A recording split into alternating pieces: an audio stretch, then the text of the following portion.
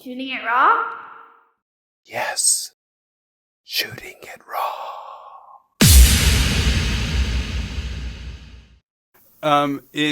So I have 5 dogs. I have 4 cats. 5 cats. Woo! Well done.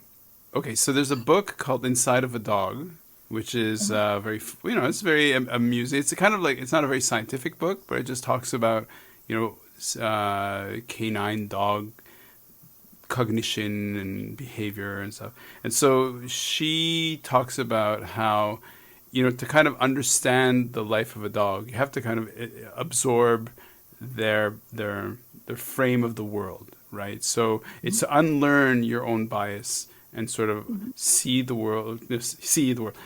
world as a dog. So she was saying, well, it's like if you think of a tick, right? Like it's, using the German word of Umwelt, which means like, it's just the kind of the overall perception of the world as the life of a tick, to really understand what a tick is like. To try to do that. I encounter them every day. Yeah, so try to do that for a dog, and why not do that in terms of a plant or of a tree, and definitely, and yes, you're right. There are a lot of scientific papers that I'm on the periphery of what you're doing, and even it's kind of broken into my consciousness of papers talking about chemical signaling between trees and all that stuff. Yeah, for sure, and mycology and. So the book that I was reading, is called The Courage to be Disliked by Ishiro Kishimi and Fumitaka Koga. And there's a bit of a connection of from there to what you're saying, in terms of they're saying that the path to happiness is through connection, right? Yeah.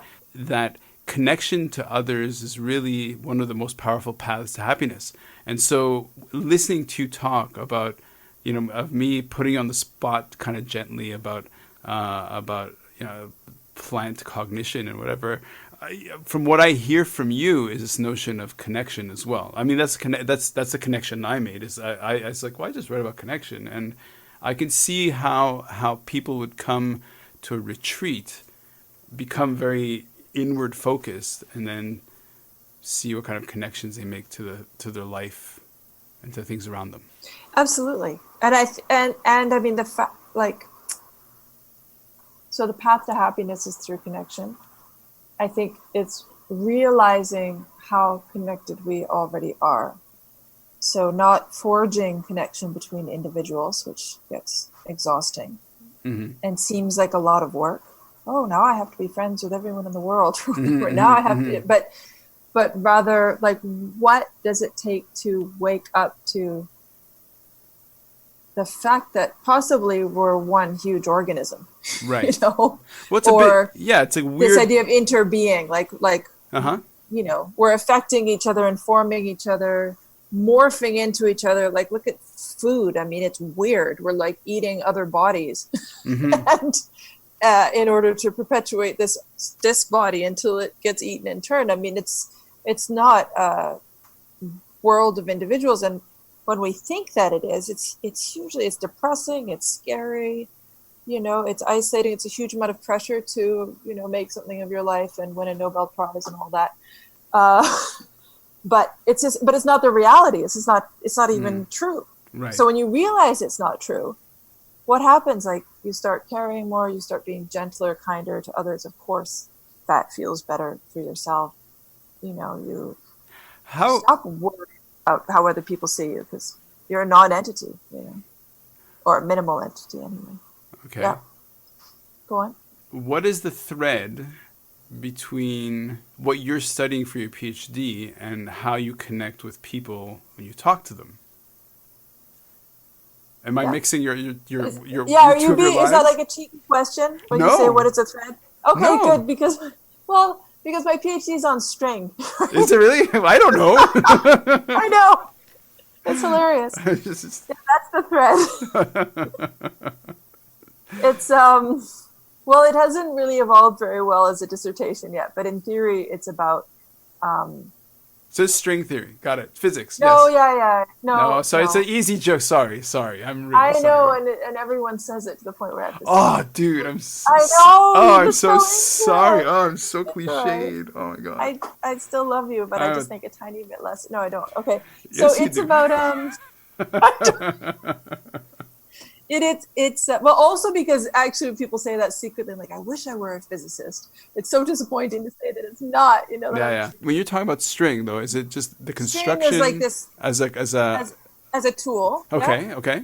Yeah, as a tool that revolutionized human Okay. biology and culture Interesting. evolutionarily, and mythology, and language. Like it informs all these things. But fundamentally, it's a tool about relationships, right? It's not even really seen as a tool. It's like a thing that you use to make other tools, Right. like Okay. a stone axe and handle, for Mm-hmm. binding. Mm-hmm. So how people have made string, yes, but used string and thought about string. It's really thunder and lightning here. Oh, it is. Okay, Um, that's what the sound is. Okay. Because I can yeah, also hear sorry. the static over the line. It's kind of Yeah, there's a cool. lot of rain and it's fully happening. It's a Okay. storm. So how people have thought about string throughout the course of human history and used it sheds light into the nature of relationships between people and nature, and the ethics of these relationships. For example, people use string rituals often in weddings, right? Okay. That's very common around the world. Yeah. Tying a knot or binding hands Okay. together, this kind of thing. So that's one way that people use it in relationships. Also, you can use it to hang somebody, for example. Right. There's a huge amount of power in a piece of rope. Sure. So you can harness other power like the wind or horses or whatever. So are your studies is your Yeah. field more on the side of culture? Yeah, I'm in interdisciplinary studies, which is a good thing because I don't have a background in anything Right. except like poetry and traveling, and then like wilderness survival skills. Like I've spent a lot of time, making fires. Full on for sure. For sure. So I'm coming from kind of my life experience as a human being, trying to figure out what it means to be a human being, and then happily found my way into a program that is allowing me to write a dissertation on my thoughts around being a human being without having like a huge academic background. Right. I did my master's as well in interdisciplinary studies, and that was mainly history, the history of the ethnobotanical history of a single species of palm tree Okay. in Bermuda. Oh wow. Yeah, that became a way to chart like 500 years of how the relationship with this tree changed according to the economics and the religion and the social structures and the environmental ecological forces on this one tiny island. So were you born in Bermuda? Where were my you mom born? was, yeah. Your mom was. I was born in Vancouver. Yeah. Okay. Yeah, Canada. But my mom's from Bermuda, and her Right. family goes back 500 Right. years to the beginning of the country there. Oh wow. Yeah, so I would say I'm probably interested in, psychology, relationships, perception. So when you're talking to clients, Yeah. and I know the past few months has been very kind of unusual because it's not as many clients and it's a lot more focused or in depth. But is the program driven? Is it like a formal program, or is it mostly a reflection of the facilitator of you? It's a fairly formal program in that it's teaching some really basic skills for cultivating self-awareness, uncovering, what they call negative core beliefs that tend to drive our reactions to our lives, but not just for the sake of analysis, but really for the sake of seeing them as not true, and basically falling in love again. Falling in love with ourselves, falling in love with life, falling in love with each other. And that is the common thread. Like you're saying, what's the common thread between maybe what I'm doing here and what I'm doing for my PhD, or even what I do when I make art, taking photos or writing poetry or whatever. It all revolves around, I think, falling in love. Because it's not self-awareness, unless you want to go capital S self and we're all one and this kind of thing. It's awareness and seeing truly and using honesty to get to a greater truth, and reimagining, say, history outside of biases as much as we can, shedding light on the unsung, that which is like downtrodden and neglected, which often is our own souls as much as anything, Sure. If not certain members of society or certain species, this kind of thing. I'd say that's my main kind of interest. So for example, I asked you to send me some links. So the links you send me, were they links just to photos, or are they also links to your work? And so, for example, somebody who's interested in what you're saying, if they want to find out more.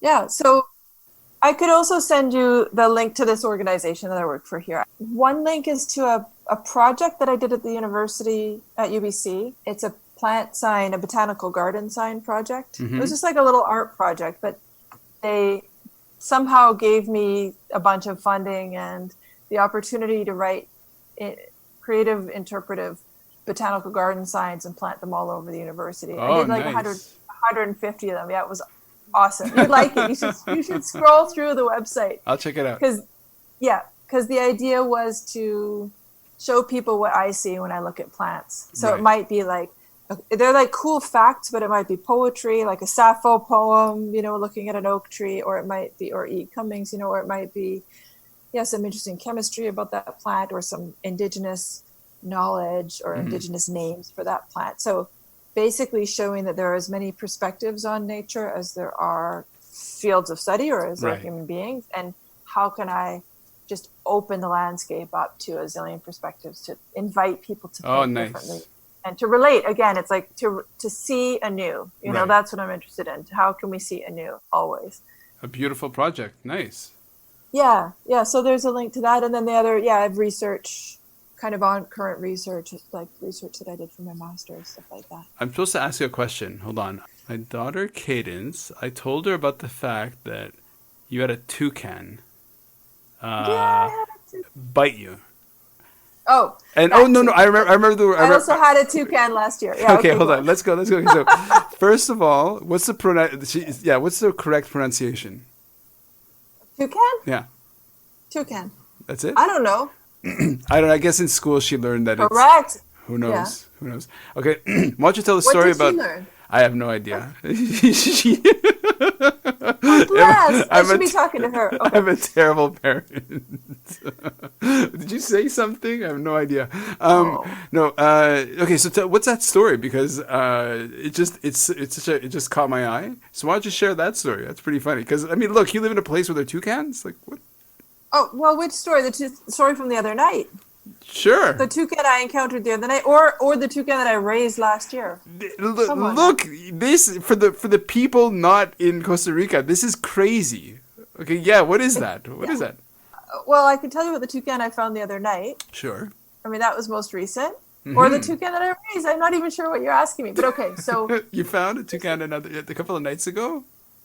Yeah. Well, toucans are really common around here. There are different species of toucan, but this is a keelbill toucan. So they have these really rainbow bills, like really exceptional, bright red rumps and incredible, like not even lemon yellow, just incredible yellow chests. Like they're really gorgeous.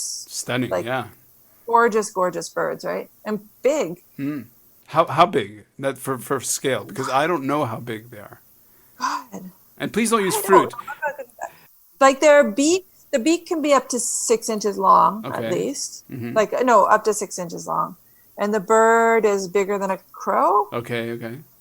At least. Sure. Well, this was it's not even a good story. But anyway, I came down to my room the other night, and it's like down a lot of dark steps.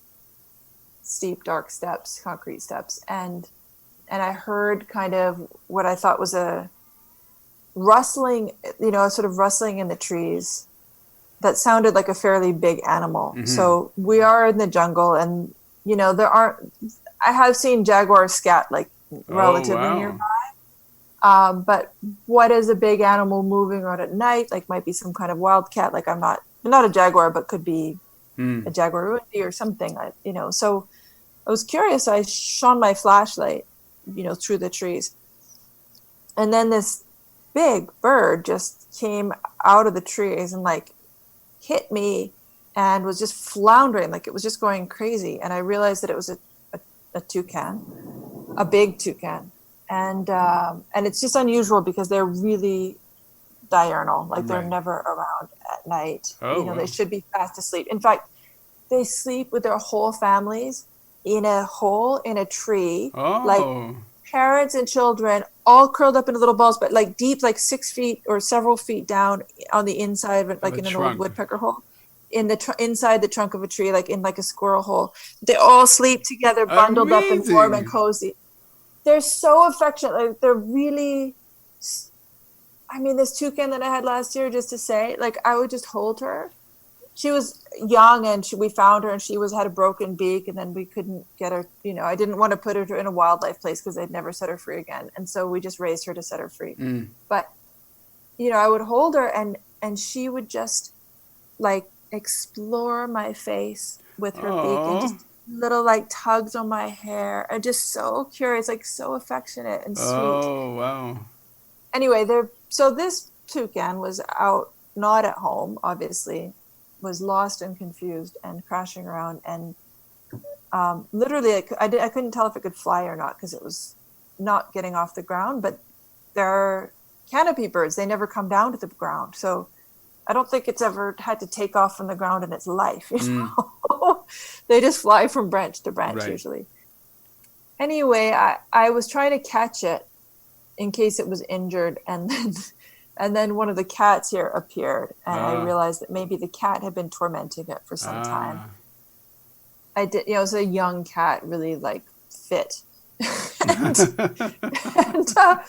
so she was just chasing the toucan, and I was chasing the cat, chasing the toucan, and bare feet, and there's snakes around. It was a bad thing. And anyway, I had to go sliding down this muddy hill to try to get at them. And finally, and luckily the bird was big enough that the cat wasn't that confident. It just kept cornering it, but it didn't know what to do. So I finally was able to get the toucan, and I picked it up.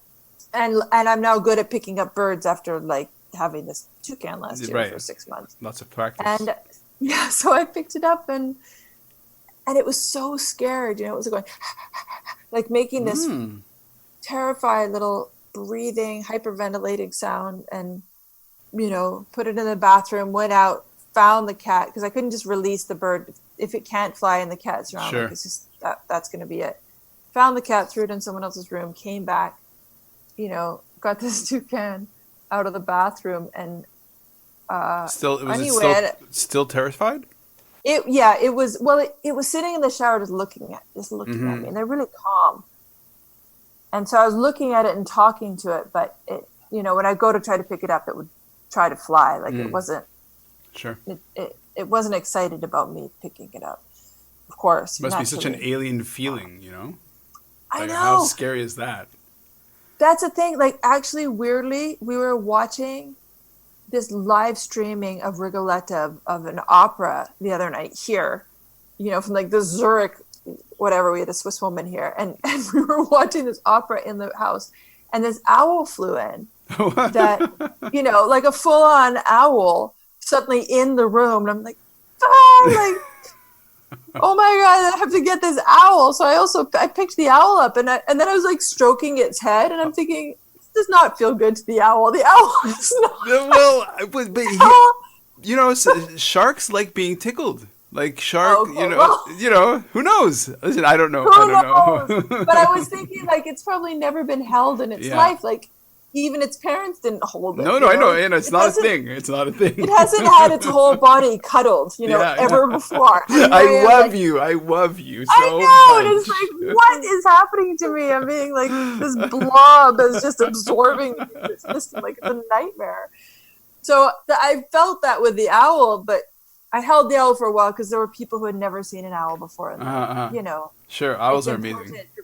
Yeah, and it's important for people to, again, wake up to life and be excited about it. So anyway, so the toucan didn't like being held either, and it turned and it grabbed my breast. I mean, this is what happened with the toucan. Like, I held it, and it was so upset. And and it's got this, 6-7 inch long beak, and it just got a huge like a chunk of my skin. Yeah, it was weird. Did it break the skin, or is it sharp, the beak? It broke the skin actually on my hand, but no, not on my, no, because it had such a big chunk of flesh. Okay. It just, it's not that sharp and it's not nearly as strong as a Interesting. parrot. Yeah. Like The parrots are full on. Parrots, can, I don't know if they break nuts, but practically, right? Whereas toucans are just more, they eat berries, they're very delicate. Anyway, that was it.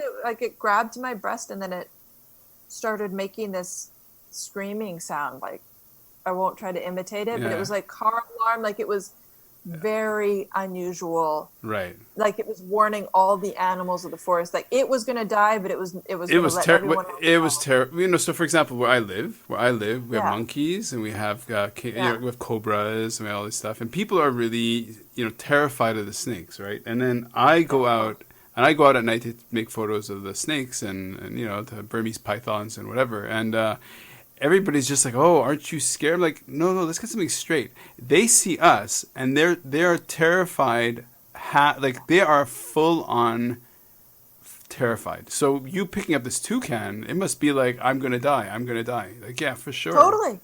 Yeah, it was it, and it's like that was it. That was its swan song, so to speak. It was like, I'm just gonna scream while you're holding me. Like it. Yeah.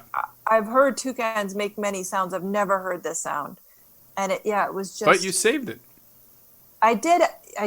It was screaming and screaming, and then I went out to a high point where, it could launch from my arms up into the tree, so it wouldn't have to go close to the ground. Mm-hmm. And I didn't know if it would fly or not. But anyway, then I let go of it. I took my hands off its wings, but it was still just clamped onto my breast and screaming. And I'm like, "Oh wow, sweetheart, you're welcome to go. Yeah, you can go now. You're free to leave now." And it did. It flew off into the trees.